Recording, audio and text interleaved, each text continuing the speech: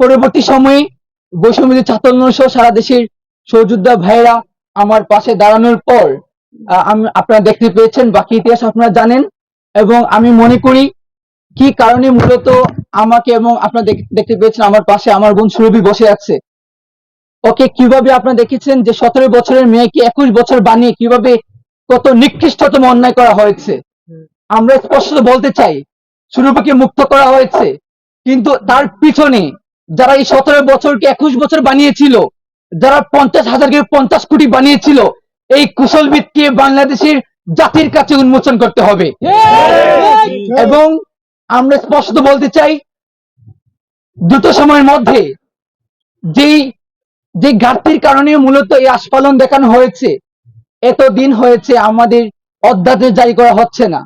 আমাদের বৈষম্য ছাত্র আন্দোলনের 3 দফা অন্যতম দাবি দ্রুত সময়ের মধ্যে জুলাই গণঅভ্যুত্থানের সেই জুলাই থেকে একদম 8 আগস্ট পর্যন্ত জুলাই অভ্যুত্থানের সকল কর্মকাণ্ডকে দ্রুত সময়ের মধ্যে দায়মুক্ত ঘোষণা করতে হবে। নয়তো এই গণঅভ্যুত্থানের মাধ্যমে যে গভর্নমেন্ট ফর্ম করা হয়েছে তাদেরকে তাদের শোচনীয় করার জন্য প্রস্তুতি নিতে হবে। এবং আমি আমার বক্তব্যের মাধ্যমে আমাদের আধিপত্য বিরোধী লড়াই আমাদের শহীদ ওসমান হাদি ভাইয়ের বিচার কামনা করছি। এবং আমরা দেখেছি এই লড়াই শেষ হওয়ার পর কিভাবে গোয়েন্দা সংস্থা আমাদের পেছনে কোল কাঠুরিনের আস্ফালন দেখাচ্ছে।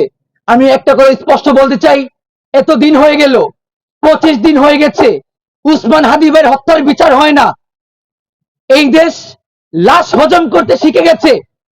71 থেকে 24 আমরা শুধু রক্ত দিয়ে গেছি, কিন্তু রক্তের বদলে আমরা কি পেয়েছি? আমরা শুধু বারবার ওসমান হাদিদেরকে হারিয়ে যাচ্ছি। 25 দিনও কি এই গভর্নমেন্ট এতটা আইনের প্রতি এতটা তারা দুর্বলতা প্রকাশ করছে যে 25 দিন পরে আমাদের ওসমান হাদির হত্যাকারীদের গ্রেফতার করা যাচ্ছে না?